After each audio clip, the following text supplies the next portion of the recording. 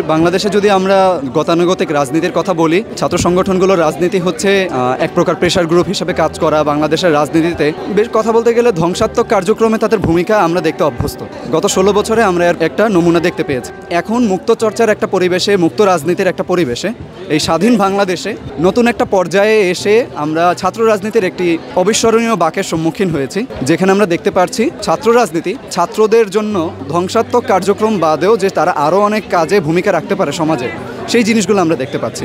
এই আয়োজনটা সত্য কথা বলতে গেলে ছাত্র শিবিরের কাছে কেউ আশা করিনি, কিন্তু ছাত্র শিবিরের পক্ষ থেকে এই যে ক্রিয়েটিভ কাজকর্ম যেগুলো আমরা পাচ্ছি, আমরা আশা করব ছাত্র শিবিরের পাশাপাশি অন্যান্য যেসব ছাত্র সংগঠন আছে তারাও এইসব পদক্ষেপ, এইসব কাজে এগিয়ে আসবে এবং এই নতুন বাংলাদেশ পুনর্গঠনে আমরা তাদেরও ভূমিকা দেখতে চাচ্ছি।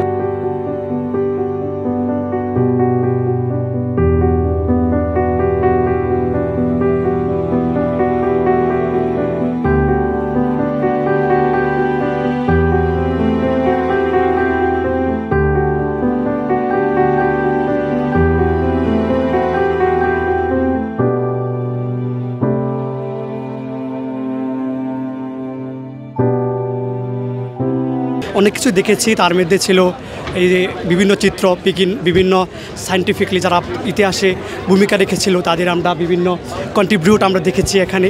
তাছাড়া বাংলাদেশের যদি ইতিহাস, রাজনৈতিক দলগুলা বা আদার্স যদি কোনো সংগঠনের আমরা কিছু দেখি, সেখানে ছাত্র শিবিরের এমন একটা প্রোগ্রাম, একটা ঐতিহাসিক প্রোগ্রাম আমরা আমরা বলতে পারি। এখানে এসে শিক্ষণীয় বিষয় অনেক কিছু রয়েছে।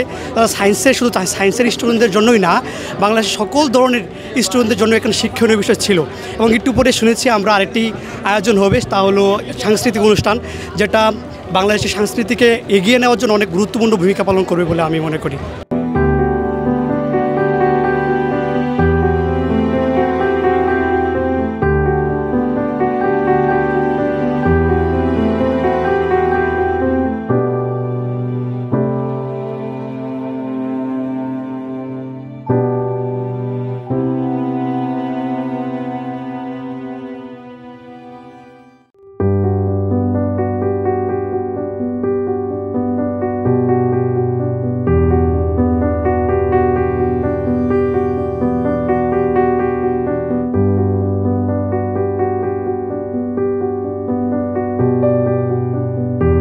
এটা হচ্ছে ইলেকট্রিক লিফট এবং হাইড্রোলিক লিফটের একটি সমন্বিত রূপ।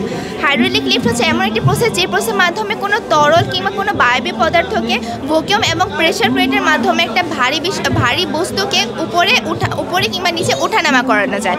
এখন এই ব্যাপারটাকে আমরা যখন ইলেকট্রনিক ইনস্ট্রুমেন্টের মাধ্যমে করছি, তখন এটার নাম দিচ্ছি আমরা ইলেকট্রো হাইড্রোলিক লিফট। বর্তমান সময়ে যোগাযোগ এবং যাতায়াত ব্যবস্থা খুবই উন্নত হয়ে গেছে এবং এই উন্নতিকরণের ফলে মানুষ নিজস্ব গাড়ি ব্যবহার করতে বেশি স্বাচ্ছন্দ্য বোধ করছে। তো যখন এই গাড়িটা পার্কিং করি কোনো জায়গায় যাওয়ার সময়, তখন ফুটপাথে যখন গাড়িটা পার্ক করি, তখন এক সারিবদ্ধভাবে গাড়ি পার্ক করতে অনেক জায়গা নষ্ট হয়ে যায়, ফলে যানজটের সৃষ্টি হওয়ার সময় অ্যাক্সিডেন্ট বা দুর্ঘটনা ঘটে থাকে। এইসব রোধ করার জন্যই আর কি এই ধরনের প্রক্রিয়া আমরা ব্যবহার করতে পারি, যার ফলে এক শেলফ যখন আমরা এই গাড়িগুলোকে পার্ক করছি, তখন আমাদের জায়গাও কম লাগছে আর সেই সাথে আমাদের গাড়িগুলো নিরাপদ থাকছে।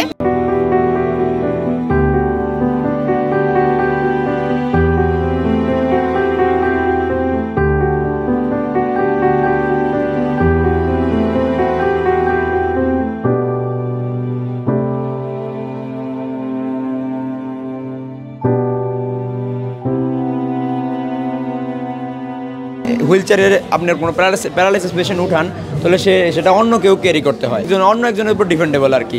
কিন্তু এই স্মার্ট হুইল চেয়ারের কাজ হলো, কোনো পেশেন্ট যদি ওঠে প্যারালাইসিসের, তার যদি হাত ভালো থাকে, সে এই জয়স্টিক দ্বারা সে কন্ট্রোল করতে পারবে। যদি তার হাতও প্যারালাইসিস হয়, সে ভয়েসের মাধ্যমে এটা কন্ট্রোল করতে পারবে। এবং লোকটি সে অন্ধ, এই জায়গায় জিপিএস লোকেশন দিয়ে রাখছি আমরা, সে শুধু লোকেশনটা বলার এটা অটোমেটিক যেতে শুরু করবে সামনের দিকে, সামনে যাতে কোনো অ্যাক্সিডেন্টের শিকার না হয়, এই কারণে আমরা সেন্সর দিয়ে রাখছি এই জায়গায়। সেন্সর যতক্ষণের মধ্যে এটা যাওয়ার উপযোগী না হবে, তখন মতো সেন্সরটা এটাকে আটকে থাকবে, ঘুরতে থাকবে। যে সব মিলে অনেক ভালো লাগছে যে এই আমার দেখাই ফার্স্ট কোনো এত সুশৃঙ্খল কোনো ইভেন্ট হইতেছে আজকে, যে অন্য কোনো জায়গায় যতই মেলা দেখছি বা যাই দেখছি, কিন্তু এত শৃঙ্খলভাবে কোনো কিছু আমি দেখি নাই। আর সব মিলে ভালোই লাগতেছে।